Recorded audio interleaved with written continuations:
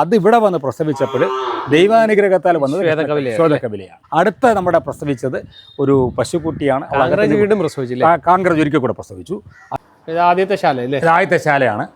നമ്മുടെ ആദ്യത്തെ ശാലയിൽ നിൽക്കുന്നത് ഇത് നമ്മളുടെ കണ്ട ദുർഗയുടെ മകളാണ്. ശരി, ആദ്യത്തെ ശാലയിൽ നമ്മൾ തടി കൊണ്ടാണ്, എല്ലാം തടി കൊണ്ടാണ്. തടിയും നമ്മളെ കല്ലുകൾ കൊണ്ടാണ്. നിന്നാൽ ഇവർ തല ഉയർത്തിയേ നിൽക്കും. ആ ഒരു നിപ്പല്ലേ. കേരളത്തിലെ ഒരേ ഒരു ക്ഷേത്രം, അതും പശുക്കൾക്കായിട്ടൊരു ക്ഷേത്രം നിർമ്മിച്ചിരിക്കുകയാണ് നമ്മുടെ തിരുവനന്തപുരം ജില്ലയിൽ ശ്രീകാര്യത്തിൽ സ്ഥിതി ചെയ്യുന്ന ഇളംകുളം മഹാദേവ ക്ഷേത്രം. എല്ലാ വർഷവും നമ്മൾ ഇവിടേക്ക് വരാറുണ്ട്. ഓരോ വർഷത്തെയും ഈ ഗോശാലയുടെ അപ്ഡേറ്റ് നമ്മുടെ ചാനലിൽ വരാറുണ്ട്. അത്രയ്ക്ക് മനോഹരമായിട്ടാണ് ഈ ക്ഷേത്രം ഗോക്കൾക്കായിട്ട് നിർമ്മിച്ചിരിക്കുന്നത്. ഈ ക്ഷേത്രത്തിന് ഒരുപാട് പ്രത്യേകതകളുണ്ട്. അപ്പോൾ ഇവിടുത്തെ പശുക്കളെന്ന് പറയുമ്പോൾ നല്ല ഐശ്വര്യപൂർണ്ണമായ നല്ല ക്വാളിറ്റിയുള്ള പ്യുവർ ബ്രീഡ് പശുക്കളെയാണ് ഈ ക്ഷേത്രത്തിൽ സംരക്ഷിക്കുന്നത്. അപ്പോൾ ഈ ഒരു ഗോശാലയുടെ മനോഹരമായ വീഡിയോ ആണ് ഇന്ന് നിങ്ങൾക്ക് വേണ്ടി പങ്കുവെക്കുന്നത്. അപ്പോൾ വീഡിയോ സ്കിപ്പ് ചെയ്ത് കാണണം. പരമാവധി വീഡിയോ എല്ലാവരിലേക്കും ഷെയർ ചെയ്യുക. നേരെ വീഡിയോയിലേക്ക്. നമസ്കാരം, എൻ്റെ പേര് കൃഷ്ണകുമാർ എന്നാണ്. ഞാൻ ഈ ഇളംകുളം ശ്രീ മഹാദേവ ക്ഷേത്രത്തിൻ്റെ സെക്രട്ടറിയാണ്. നമ്മുടെ രാജീവ് നമ്മളുടെ വർഷങ്ങളായിട്ട് ഏകദേശം 3 വർഷത്തിന് മുകളിൽ, 3 അല്ല എനിക്ക് തോന്നുന്നു, നമ്മളിപ്പോൾ 5 വർഷമായിട്ട് രാജീവ് ഇവിടുത്തെ ഒരു നിത്യ സന്ദർശകനാണ്. അതിനിടയിൽ രാജീവ് ഈ 5 വർഷ കാലയളവിനിടയിൽ ഏകദേശം 3 വീഡിയോ രാജീവ് ഇവിടെ ചെയ്തിട്ടുണ്ട്. എനിക്ക് തോന്നുന്നു നമ്മളുടെ ക്ഷേത്രത്തെ, ഇളംകുളം മഹാദേവ ക്ഷേത്രത്തെ ആദ്യമായിട്ട് ശരിക്കും ഒരു വളരെ വലിയ തോതിൽ മറ്റ് നമ്മുടെ ഈ ഗോശാല ക്ഷേത്രത്തെയും നമ്മളെയൊക്കെ പരിചയപ്പെടുത്തിയത് രാജീവാണ്. ഫസ്റ്റ് വീഡിയോ ചെയ്യുന്നത് ഞാനാണ്. അതാണ് ആദ്യത്തെ വീഡിയോ ചെയ്യുന്നത് രാജീവാണ്. ശരിക്കും അത് വളരെ വലിയ ഒരു റീച്ച് കിട്ടിയൊരു വീഡിയോ ആയിരുന്നു. വളരെ വലിയൊരു വീഡിയോ ആണ്. ശരിക്കും കേരളത്തിൽ അപൂർവമായി, എനിക്ക് തോന്നുന്നു കേരളത്തിലില്ല എന്ന് തന്നെ പറയാവുന്ന, പൂർണ്ണമായും ഗോക്കളാൽ ചുറ്റപ്പെട്ട ഗോശാല ക്ഷേത്രം ഉള്ള ക്ഷേത്രമാണ് ഇളംകുളം മഹാദേവ ക്ഷേത്രം. കഴിഞ്ഞ 2 വരവിനെ അപേക്ഷിച്ച് ഇപ്രാവശ്യത്തെ വരവ്, എപ്പോഴും ഈ രാജീവിൻ്റെ വരവ് അപ്രതീക്ഷിതമാണ്. പലപ്പോഴും ഇന്ന് രാവിലെ രാജീവ് എന്തോ ഒരാവശ്യവുമായിട്ട് ട്രിവാൻഡ്രത്തെത്തിയാണ്. അപ്പം ഞാൻ രാവിലെ ഇവിടെ ഇല്ല. ഒരു 9 മണിയോടുകൂടി രാജീവ് എന്നെ വിളിക്കുന്നു. ഞാൻ ട്രിവാൻഡ്രത്തുണ്ട്, എനിക്ക് വേറൊരു ആവശ്യമായി വന്നു, എനിക്കൊന്ന് അമ്പലത്തിൽ വരണം, അമ്പലത്തിൽ വന്നൊന്ന് കാണാം എന്നാണ് പറഞ്ഞത്. ഈ വീഡിയോയുടെ കാര്യമൊന്നും രാജീവ് സൂചിപ്പിച്ചില്ല. അപ്പം രാജീവ് വരുന്ന ഓരോ സമയത്തിനും ഓരോ പ്രാധാന്യമുണ്ട്. എനിക്ക് തോന്നുന്നു ആദ്യത്തെ വരവ് രാജീവ് വരുന്നത് ഈ ഗോശാല ക്ഷേത്രത്തെക്കുറിച്ച് അറിയുന്ന സമയത്താണ്. രണ്ടാമത്തത് നമ്മൾ അറിയുന്നത് ഈ ഗോശാല ക്ഷേത്രത്തിന് രാജീവ് തുടക്കം കുറിച്ചതിന് ശേഷം രാജീവിൻ്റെ കെയർ ഓഫിൽ ഞങ്ങളൊരു കാങ്ക്രജിനെയും കുട്ടിയൊക്കെ വാങ്ങിച്ചു. ഇതാണ് ആ ബാക്കിൽ നിൽക്കുന്ന കാങ്ക്രേജ്. രാജീവും കൂടെ പരിചയപ്പെടുത്തി രാജീവിൻ്റെ കെയർ ഓഫിൽ രാജീവിൻ്റെ നാട്ടിൽ തന്നെ ചെന്ന് കായംകുളത്തിൽ അപ്രതീക്ഷിതമായ ഒരു ദിവസം രാജീവ് വിളിക്കുന്നു, നമുക്കൊരു പശുവുണ്ട്, നമുക്ക് പോയി കാണാമോ. കാങ്ക്രേജ് നമ്മളിങ്ങനെ അന്വേഷിച്ച് കിടക്കുകയാണ്. നമ്മൾ ഓരോ സ്ഥലങ്ങളിലും ഏറ്റവും കറക്റ്റ് ബ്രീഡിനെ അന്വേഷിച്ച് നടക്കുന്ന സമയത്ത് രാജീവ് വിളിച്ചു പറയുന്നു, ഇന്നിടത്തൊരു കറക്റ്റ് ബ്രീഡ് നിൽപ്പുണ്ട്, ഒരു കുട്ടിയും കൂടെ ഉണ്ട്, താല്പര്യമുണ്ടെങ്കിൽ നമുക്ക് വാങ്ങിക്കാം. അങ്ങനെയാണ് നമ്മൾ പെട്ടെന്ന് അവിടെ ചെല്ലുന്നു. അങ്ങനെ രാജീവ് ഞങ്ങളവിടെ പോയി കണ്ട് സംസാരിച്ച് അന്ന് അവിടെ നിന്ന് കൊണ്ടുവന്ന കാങ്ക്രേജാണ് ഈ നിൽക്കുന്നത്. ഇത് പശു ലക്ഷണമൊത്ത കാങ്ക്രേജാണ്. ഇവളുടെ കുട്ടി, ആൺകുട്ടി ഉണ്ടായിരുന്നു അന്ന്. ആ ആൺകുട്ടിയാണ് നമ്മളുടെ ഇപ്പോഴത്തെ ഇവിടുത്തെ നന്ദിയായിട്ട് നിൽക്കുന്നത്. കഴിഞ്ഞ വർഷം കഴിഞ്ഞ കുറേ ഭഗവാന്റെ തിടമ്പേറ്റുക എന്ന് പറയുന്നത് പോലെ ഭഗവാന്റെ മുന്നിൽ നമ്മളുടെ ഈ പറഞ്ഞ ശീവേലികളിലൊക്കെ മുന്നിൽ പോവുക, ഭഗവാന്റെ എഴുന്നള്ളത്തിന് മുന്നിൽ പോയി ഭഗവാനെ നയിച്ചു കൊണ്ടുപോകുന്ന നന്ദി, അത് നമുക്ക് കാണാം. അത് ഇവിടെ ഉണ്ട്. ശംഭു എന്നാണ് പേര്. അദ്ദേഹവും ഇവിടെ കൊണ്ടുവന്നത് രാജീവാണ്. ഇന്ന് രാജീവിൻ്റെ വരവ് വേറൊരു, ശരിക്കും പറഞ്ഞാൽ വളരെ പ്രത്യേകമുള്ള ദിവസമാണ് ഇന്ന് രാജീവാണ്. അത് അപ്രതീക്ഷിതമാണല്ലോ. നാളെ നമ്മളെ സംബന്ധിച്ച് 2ാമത്തെ ശിവപുരാണ മഹായജ്ഞം നടക്കുകയാണ്. ആദ്യത്തെ ശിവപുരാണ ഇതുപോലെ നമ്മുടെ നമ്മൾ കഴിഞ്ഞ വർഷം വരെയും നമ്മൾ മഹാരുദ്രമാണ് നടത്തിക്കൊണ്ട് ഏകദേശം 11 രുദ്രങ്ങൾ കഴിഞ്ഞ വർഷത്തോടുകൂടി അവസാനിച്ചു. അപ്പോൾ മഹാരുദ്രം എന്നൊരു സങ്കല്പം 11 പൂർത്തിയായപ്പോൾ കഴിഞ്ഞ വർഷം നമ്മൾ ശിവപുരാണ യജ്ഞത്തോടുകൂടി ആരംഭിച്ചു. ആദ്യത്തെ ശിവപുരാണ യജ്ഞം കഴിഞ്ഞ വർഷം നടത്തി. ഇപ്പം നമ്മുടെ മഹാരുദ്രം പൂർണ്ണമായപ്പോൾ ഇപ്രാവശ്യം ശിവപുരാണ യജ്ഞം മാത്രമായിട്ട് നടത്തുന്നു. അത് നാളെ ആരംഭിക്കുകയാണ്. ബഹുമാനപ്പെട്ട മേയർ ഉദ്ഘാടകനായും നമ്മുടെ കഴക്കൂട്ടം, ഇവിടുത്തെ കഴക്കൂട്ടമാണ് ഈ മണ്ഡലം, കഴക്കൂട്ടത്തെ MLA ശ്രീ വി മുരളീധരൻ അവർ മുഖ്യ പ്രഭാഷകനായി, നമ്മുടെ ചുറ്റുവട്ടം 4-5 കൗൺസിലേഴ്സ് അവരും ഒക്കെ ചേർന്നുകൊണ്ട് ഒരു ഉദ്ഘാടന സഭയോടുകൂടി, രുദ്രസഭ എന്ന ഉദ്ഘാടന സഭയോട് നാളെ ആരംഭിക്കുകയാണ്. ഈ മഹാരുദ്രം എന്ന് പറയുന്ന അപൂർവങ്ങളിൽ നമ്മൾ നോക്കുന്ന വടക്കൻ ജില്ലകളിലൊക്കെ ശിവപുരാണ മഹായജ്ഞം വലിയ രീതിയിലൊക്കെ നടക്കുന്നു എന്ന് നമുക്കറിയാം. പക്ഷേ തെക്കൻ ജില്ലകളിൽ നമ്മൾ പറഞ്ഞ കേരള, തിരുവനന്തപുരം, കൊല്ലം പോലുള്ള ജില്ലകളിലൊക്കെ, കൊല്ലത്ത് പിന്നെയും ഉണ്ടെന്ന് എനിക്ക് തോന്നുന്നു, തിരുവനന്തപുരം ജില്ലയിലൊക്കെ അപൂർവമായി മാത്രം നടക്കുന്ന ശിവപുരാണ യജ്ഞമാണ്. നമ്മുടെ വളരെ നല്ല രീതിയിൽ, വളരെ മനോഹരമായ രീതിയിൽ കഴിഞ്ഞ പ്രാവശ്യം നമ്മൾ നടത്തി. കഴിഞ്ഞ പ്രാവശ്യം നടത്തിയ അതേ യജ്ഞാചാര്യനാണ് ഇപ്പോഴും നടത്തുന്നത്. ഹരിപ്പാട് കാർത്തികേയ ആശ്രമം മഠാധിപതി സ്വാമിജി ഭൂമാനന്ദ സ്വാമികളാണ് ഇതിലെ യജ്ഞാചാര്യൻ. എത്ര ദിവസം നീണ്ടിരിക്കുന്നു? 11 ദിവസം. നമ്മൾ 6-ാം തീയതി നാളെ ഉദ്ഘാടന സമ്മേളനം, മഹാത്മ്യ പ്രഭാഷണം, മറ്റന്നാൾ 6-ാം തീയതി രാവിലെ പ്രഭാതത്തോടു കൂടി ആരംഭിച്ച് 16-ാം തീയതി നമ്മളുടെ സമാരോഹമാണ്. 16-ാം തീയതി അന്നത്തോടു കൂടി നീണ്ടു നിൽക്കുന്ന 11 ദിവസം നീണ്ടു നിൽക്കുന്ന വിവിധ പൂജകൾ. അതോടൊപ്പം തന്നെ ഇവിടെ നമുക്ക് ഈ ഭക്തജനങ്ങൾക്ക് നേരിട്ട് ഇതിന് വലിയൊരു പ്രത്യേകത, ശിവപുരാണയജ്ഞത്തിൻ്റെ വലിയൊരു പ്രത്യേകത, ഇവിടെ അവിടെ പൂജ ചെയ്യുന്നതിന് വേണ്ടിയിട്ടുള്ള യജ്ഞഹോതാവൊക്കെ ഉണ്ടെങ്കിലും ശരിക്കും നമുക്ക് പൂജ ചെയ്യാനുള്ള ആൾക്കാരും മറ്റു ആൾക്കാരൊക്കെ ഉണ്ടെങ്കിലും ഭക്തജനങ്ങൾക്ക് നേരിട്ട് അഭിഷേകം ചെയ്യുന്നതിനും പൂജാതി കർമ്മങ്ങളിൽ പങ്കെടുക്കുവാനും കഴിയും. അങ്ങനെ അത് സ്വാമിജിയുടെ ഒരു വലിയൊരു സങ്കല്പമാണ്. ഓഗസ്റ്റ് 5 മുതൽ ആരംഭിക്കും. ഓഗസ്റ്റ് 5 മുതൽ ആരംഭിച്ച് 16-ാം തീയതി അവസാനിക്കുന്ന രീതിയിലാണ്. അപ്പം അങ്ങനെ നിൽക്കുന്ന ഒരു വലിയൊരു പുണ്യമായിട്ട് നിൽക്കുന്ന ഒരു സങ്കല്പത്തിലേക്കാണ് രാജീവ് കടന്നു വരുന്നത്. അപ്പം 4-ാം തീയതി ഒരു ദിവസത്തേക്ക് അതെ നാളെയാണ്. അപ്പോൾ അതിൻ്റെ ഒരുക്കങ്ങൾ ഇപ്പം കാണാം. അതിൻ്റെ ഒരുക്കങ്ങൾ നടന്നുകൊണ്ടേയിരിക്കുന്നു. അപ്പം നമുക്ക് പശുക്കളൊക്കെ ഒന്ന് പരിചയം. അപ്പോൾ ഇതാണ് നടക്കുന്നത്. അപ്പോൾ ആ സമയത്ത് രാജീവ് എത്തി. അപ്പോൾ നമ്മൾ ആലോചിക്കുന്നത് ഭഗവാന്റെ നിമിത്തമായിട്ട് ഈ കാര്യം കൂടെ പബ്ലിക്കിനെ അറിയിക്കുക, നമ്മുടെ ഭക്തജനങ്ങളെ അറിയിക്കുന്നതിന് വേണ്ടിയിട്ടാണ് രാജീവ് എത്തിയതെന്നാണ് നമ്മൾ കരുതുന്നത്. നമ്മൾ കാണുന്ന നമ്മുടെ കാങ്ക്രജാണ്, നമ്മുടെ ആദ്യത്തെ കാങ്ക്രജ്. ദുർഗയെന്നാണ് പേര്. അവളുടെ കുട്ടിയാണ് നമ്മൾ അകത്ത് നിൽക്കുന്നത്. അല്ലാതെ വേറെ പ്രശ്നങ്ങളൊന്നും ആൾ ഉപദ്രവകാരിയൊന്നുമല്ല, ആൾ പാവമാണ്. പക്ഷേ ദുർഗ പക്ഷേ ആളിനെ കാണുമ്പോൾ കക്ഷിക്ക് ഒരു ചെറിയ ഇതുണ്ട്. പക്ഷേ എന്നാലും ആൾക്കാരൊക്കെ വന്നാൽ ഇപ്പോൾ സഹകരിക്കുന്ന ആളാണ്. ആദ്യത്തെ ശാലയാണ്. നമ്മുടെ ആദ്യത്തെ ശാലയിൽ നിൽക്കുന്നത് ഇത് നമ്മളുടെ കണ്ട ദുർഗയുടെ മകളാണ്. ശരി, രണ്ടാമത് പ്രസവിച്ച നമ്മൾ കഴിഞ്ഞ പെൺകുട്ടിയാണ്, പശുവാണ്. കാങ്ക്രജിൻ്റെ പശുക്കുട്ടി, ലക്ഷണവത്ത പശുക്കുട്ടിയാണ്. വൈറ്റാണ്, വെള്ള കളറാണ്, വളരെ ഇത് നമ്മളുടെ ഇവിടെ കപിലയുടെ കുട്ടിയാണ് കേട്ടോ. നമ്മുടെ കപില പ്രസവിച്ചു വന്ന കുട്ടിയാണ്. ഇല്ല, കൊമ്പനല്ല, ഇവള് പശുക്കുട്ടിയാണ്. ഇതെല്ലാം നല്ല കല്ല് പാകിയിട്ടാണ് ചെയ്തേക്കുന്നത്. നമ്മൾ ഇതെല്ലാം കല്ലും പിന്നെ ഈ തടിയും ചേർത്തിട്ട് പൂർണ്ണമായിട്ട് ഒരു 4 കെട്ട് സമ്പ്രദായത്തിലാണ്. അത് ശരിക്കും ഒരു വാസ്തു ശില്പം, അതായത് പഴയ ഒരു ക്ഷേത്ര സങ്കല്പത്തിൽ തന്നെ ചെയ്തൊരു ഒന്നാമത്തെ ശാല. രണ്ടാമത്തെ ശാലയിലേക്ക് പോകും. രണ്ടാമത്തെ ശാലയിൽ നമ്മൾ എല്ലാം തടി കൊണ്ടാണ്. തടിയും നമ്മൾ കല്ലുകൾ കൊണ്ടാണ്. ക്ഷേത്രം പൂർണ്ണമായിട്ട് കൃഷ്ണശിലയാണ്. എല്ലാ പശുക്കളുടെയും പേര് വെച്ചിട്ടുണ്ട്. കപില പശു, നമ്മളെ കപിലയാണ്, രക്തപിങ്കാക്ഷിയാണ് കപില. ഇത് പശുക്കുട്ടിയാണ്. നമ്മളെ പശുക്കുട്ടിയാണ് ഞാൻ അപ്പുറത്ത് ഇറക്കി മാറ്റി കെട്ടിയിരുന്നത് കേട്ടോ. ഇത് രണ്ടാമത്തെയാണ്, കപിലയാണ്. ഇത് കപിലയുടെ നമ്മൾ ആദ്യത്തെ ഒരു കുട്ടിയായിരുന്നു കേട്ടോ, നമ്മളുടെ നേരത്തെ ഉണ്ടായ കുട്ടിയാണ്. ഇതെല്ലാം ഇങ്ങനെ കല്ലുകൊണ്ട് തന്നെയാണ്. അതെല്ലാം കല്ലുകൊണ്ടാണ് നിർമ്മിച്ചിട്ടുള്ളത്. രണ്ടാമത്തെ ശാല ഇങ്ങനെ ഈ ഒരു ശാല ചുറ്റി വന്ന മൂന്നാമത്തെ ശാല. നമുക്ക് 2 ബസ്സുകൾ വെളിയിൽ നിൽപ്പുണ്ട്. അതാണ് നമ്മളെ വെച്ചിട്ടുണ്ട്. വെച്ചിട്ടുണ്ട് എല്ലാത്തിനും. നമ്മുടെ ഒരു ഗിർ അവിടെ നിന്ന ഒരു ഗിർ നമ്മൾ പുറത്ത് നിൽക്കുകയാണ്. ഇത് നമ്മുടെ ലക്ഷ്മിയാണ്. നമ്മുടെ ശരിക്കും പറഞ്ഞാൽ നമ്മളുടെ ആദ്യത്തെ ഇവിടെ വന്ന ആദ്യം വന്ന ഗിറിൻ്റെ മോളാണ്. ഗിർ ഇവളുടെ കുട്ടിയും ഉണ്ടായിട്ടുണ്ട്. കുട്ടി അവിടെ നിൽപ്പുണ്ട്. നമ്മുടെ ഒരു കാളക്കുട്ടിയാണ് നമുക്ക് ഗിറിൻ്റെ. ഗീർപശു. പിന്നെ ഇത് പുങ്കനൂരാണ്, അതും ഗിറാണ്. വളരെ ഹൈറ്റ് കുറവാണ്. ഇത് പുങ്കനൂരാണ്. ഈ പുങ്കനൂരിന്റെ കുട്ടി നമുക്കിപ്പം കാണാം. ഇത് ഗിറാണ്. നമ്മൾ ആദ്യമേ ഉള്ള ഗിർ തന്നെയാണ്. 2 ഗിർ, നമുക്ക് 3 ഗിറുണ്ട്. ഒരെണ്ണം നമ്മളിവിടെ ജനിച്ചത്, 2 ജനിച്ചതാണ്. അങ്ങനെ 3 ശാലകൾ ചുറ്റി നേരെ ഫ്രണ്ടി വരും. നമ്മുടെ അവിടെ നിന്ന് മാറിപ്പോയ മാറിയ ഒരാളാണ് നമ്മളുടെ. ഇതും ഗിറാണ്. അവിടെ നമ്മൾ സൈലൻ്റ് ആണ്, വേറെ ഒന്നുമില്ല. ഇത് നമ്മുടെ വെച്ചൂറാണ്. അവിടെ ഒരു കുട്ടി ഉണ്ടായിരുന്നു, കാളക്കുട്ടിയാണ്. നമ്മൾ അപ്പോൾ ഓരോ ശാലകൾക്കും വെളിയിൽ ഒരു ഉണ്ട്. അത് ഇറക്കി നിർത്തുന്നതിന് വേണ്ടി ഇത് പൂജ ചെയ്യുന്നതിനുള്ള ഒരു പർണശാല മോഡൽ. ഇവിടുത്തെ യാഗങ്ങളും ശരിക്കും നമ്മുടെ ഹോമങ്ങളൊക്കെ ഇവിടെയാണ്. ഗോപൂജയൊക്കെ ഇവിടെയാണ്. അത് വെളിയിൽ ഇറക്കിയാണ് ഗോപൂജയൊക്കെ ചെയ്യുന്നത്. ഇവിടെ എല്ലാ ദിവസവും ഗോപൂജയും ഗോവൂട്ടുമുണ്ട്, രാവിലെയും വൈകുന്നേരം. 3 ശാലകൾ ചുറ്റി വന്നാൽ പിന്നെ ഇത് നാലാമത്തെ ശാല. ക്ഷേത്രത്തിന്റെ മുൻവശമുള്ള ശാലയാണ്. ക്ഷേത്രത്തിന്റെ നേരെ മുൻവശം. ഇവിടെയാണ് നമ്മുടെ കൃഷ്ണയൊക്കെ നിന്നിരുന്ന ഒരാൾ. ഇത് കൃഷ്ണയുടെ ശരിക്കും നമ്മുടെ ആദ്യത്തെ കൃഷ്ണ പ്രസവിച്ചു വന്ന 1ാമത്തെ കുട്ടിയാണ്. മറ്റത് പിന്നീടുണ്ടായത്.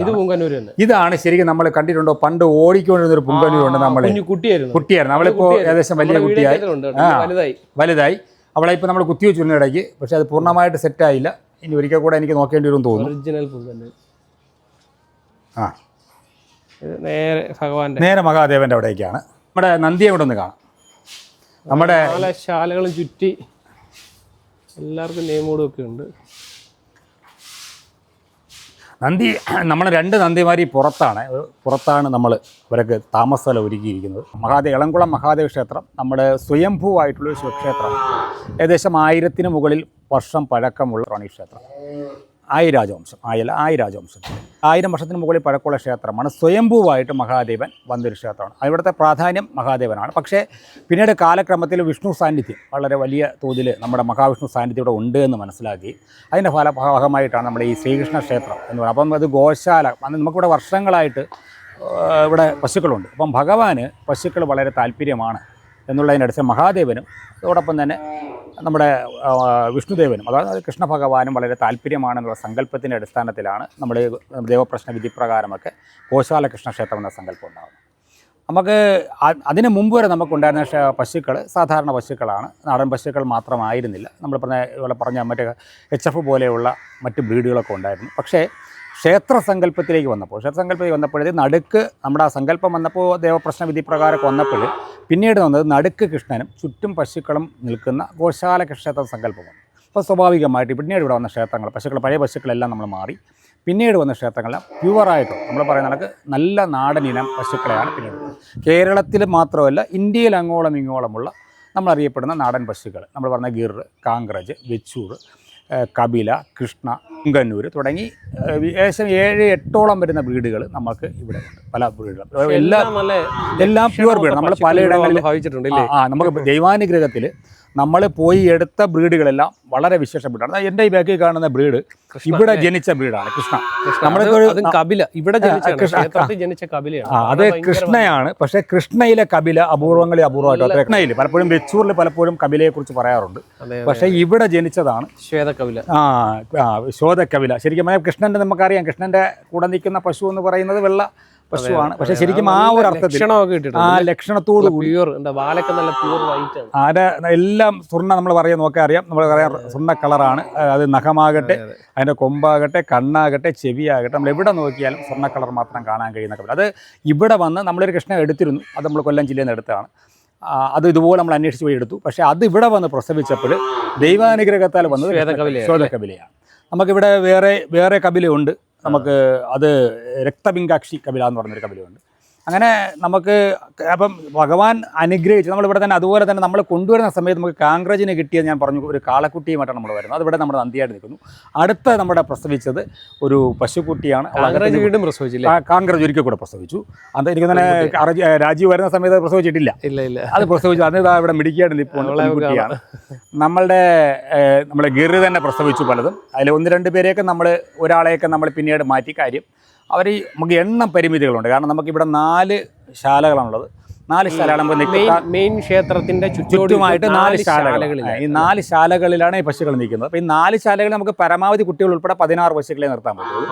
അപ്പോൾ സ്വാഭാവികമായിട്ട് അധികം വരുന്ന സമയത്ത് നമ്മൾ മാറ്റും. നമ്മൾ ഈ ക്ഷേത്ര വിശ്വാസികളായിട്ട് താല്പര്യമുള്ളവർക്ക് ദീർഘകാലം നിൽക്കുന്ന പശുക്കൾ നമ്മൾ കുട്ടികൾ ഒരിക്കലും കൊടുക്കാറില്ല. ദീർഘകാലമായി നിൽക്കുന്ന പശുക്കളെ നമ്മൾ എന്ത് ചെയ്യും, മാറ്റും. അങ്ങനെയാണ് ചെയ്തത്. അങ്ങനെ ആദ്യം വന്ന ഒരു ഗിർ നമ്മൾ ഇവിടെ നിന്ന് മാറിയിട്ടുണ്ട്. ബാക്കി മിക്കവാറും പശുക്കൾ അങ്ങനെ 1-2 പശുക്കൾ നമ്മൾ ആദ്യ ഘട്ടങ്ങളിൽ വന്നതിൻ്റെ കുട്ടികളായപ്പോൾ കുട്ടികൾ വലുതിലേക്ക് വന്നപ്പോൾ സ്വാഭാവികമായിട്ട് മാറിയിട്ടുണ്ട്. നമുക്ക് പുങ്കന്നൂരിൻ്റെ ഒരു കുട്ടിയും, ആ കുട്ടി അന്ന് ആദ്യ കാലഘട്ടം നിങ്ങൾ ഓടി കളിച്ചെന്നൊരു പുങ്കന്നൂരിൻ്റെ കുട്ടി നിങ്ങൾക്ക് ഇവിടെ കാണാൻ പറ്റും. അതിപ്പോൾ ഏകദേശം നമ്മൾ കഴിഞ്ഞ പ്രാവശ്യം കുത്തിവെച്ചു. പുങ്കന്നൂർ ഇവിടെ നിൽപ്പുണ്ട്. പിന്നെ നിങ്ങൾക്ക് കാണാൻ പറ്റും, നമുക്കൊരു 3 വർഷം മുമ്പുള്ള ഒരു വീഡിയോ എടുത്തു കഴിഞ്ഞാൽ ആ പശുക്കളെല്ലാം നമുക്കിപ്പോൾ ഇവിടെ കാണാൻ പറ്റും. അപ്പോൾ അതാണ് എൻ്റെ ഒരു പ്രത്യേകത. അപ്പം ശരിക്കും ഭഗവാന്റെ പൂർണ്ണമായിട്ടുള്ള ഒരു നമ്മൾ പറയുമല്ലോ പശുക്കൾ എന്നുള്ള സങ്കല്പത്തിൽ തന്നെ വളരുകയാണ് ശരിക്കും ഇവിടുത്തെ. അതാണ് ഇവിടുത്തെ പ്രത്യേകത. നമ്മുടെ ശിവപുരാണയജ്ഞത്തിൻ്റെ നാളത്തെ വേദിയാണ്. അതിൻ്റെ ഒരുക്കങ്ങൾ നടന്നുകൊണ്ടേയിരിക്കുന്നു. അതാണ് നമ്മുടെ ശരിക്കുമുള്ള മണ്ഡപം. ശിവപുരാണയജ്ഞം നടക്കുന്ന മണ്ഡപത്തിൻ്റെ ബാക്ക്ഗ്രൗണ്ടാണ് അവിടെയാണ് നമ്മുടെ മഹാദേവൻ. അവിടെ ഒരു മണ്ണിലുള്ള ഒരു ശിവലിംഗവും അതോടൊപ്പം തന്നെ കല്ലിലുള്ളൊരു ശിവലിംഗവും ഉണ്ട്. നമുക്ക് കാണാൻ പറ്റും ഇവിടെ നോക്കിയാൽ. അതിനൊന്നും തയ്യാറെടുപ്പായിട്ടില്ല. ഈ കല്ലിലുള്ള ശിവലിംഗത്തിൽ നമുക്ക് ഭക്തജനങ്ങൾക്ക് നേരിട്ട് അഭിഷേകം ചെയ്യാം. ബാക്കിയുള്ള ഒരുക്കങ്ങൾ ഇപ്പോൾ നാളെ വൈകുന്നേരമാണ് പരിപാടി. അതിന് വേണ്ടി ഒരുക്കങ്ങൾ നടന്നുകൊണ്ടേയിരിക്കുകയാണ്. അതാണ് ഇവിടെ നടന്നുകൊണ്ടിരിക്കുന്നത്. ആൾക്കാർ നിൽക്കുന്നു, വർക്കേഴ്സ് നിൽക്കുന്നു, മറ്റ് കാര്യങ്ങളൊക്കെ നിൽക്കുകയാണ്. ഒരു വലിയൊരു ഉത്സവമാണ് ശരിക്കും പറഞ്ഞാൽ. നമുക്കറിയാമല്ലോ, നമുക്ക് ഇവിടുത്തെ നല്ലൊരു ആളൊഴുക്കും നല്ലൊരു ഭക്തജനങ്ങളുടെ ഒരു കൂട്ടായ്മയൊക്കെ 15 ദിവസത്തെ പരിപാടിയാണ്. 3 നേരവും നമ്മൾ ഭക്തജനങ്ങൾക്ക് രാവിലെ കാപ്പിയും ഇവിടെ യജ്ഞത്തിൽ വരുന്ന ആൾക്കാർക്ക് 3 നേരത്തെ ആഹാരവും മറ്റെല്ലാ സൗകര്യവും നമ്മൾ ഒരുക്കും. രാവിലെ കാപ്പിയുണ്ട്, ഉച്ചയ്ക്ക് ഊണുണ്ട്, വൈകുന്നേരം കഞ്ഞി പുഴുക്ക്. അങ്ങനെ 8:30 മണിക്ക് രാവിലെ നമുക്കൊരു 5:30-6 മണിയോട് കൂടി ആരംഭിച്ച് 5 മണിയോട് കൂടി ആരംഭിക്കും. വൈകുന്നേരം 8 മണിയോട് കൂടിയാണ് ഇത് അവസാനിക്കുന്നത്. അപ്പം ഇതിനിടയിൽ പ്രഭാഷണം, പാരായണം. ഇത്രയും വലിയ ഈ ശിവപുരാണം എന്ന് പറയുന്നത് വലിയൊരു പുസ്തകമാണ്. വായിച്ചു തീർക്കുക എന്ന് പറയുന്നത് വലിയൊരു ഇതാണ്. അപ്പം 3ഓളം വരുന്ന ഇതിനു വേണ്ടുന്ന യജ്ഞം പാരായണം ചെയ്യാനുള്ള ആൾക്കാരുണ്ട്. പിന്നെ ഇടവേളകളിൽ സ്വാമിജിയുടേതായിട്ട് ഇതിനെക്കുറിച്ചുള്ള വിവർത്തനവും പ്രഭാഷണവും ഉണ്ടാവും. പിന്നെ കണ്ടിന്യൂസ് ആയിട്ട് വൈകുന്നേരം വരെ നീണ്ടു നിൽക്കുന്ന പരിപാടി, പിന്നെ ഭജന, പിന്നെ അമ്മമാരുടെ നാരായണീയം പോലുള്ള പരിപാടികൾ, ഇങ്ങനെ വളരെ കറക്റ്റായിട്ട് ക്രമീകരിച്ചിരിക്കുന്ന ഒരു ഉത്സവമാണ് ശരിക്കും ഇത്. നമ്മുടെ കൃഷ്ണക്ഷേത്രത്തിൻ്റെ മുൻഭാഗമാണ്.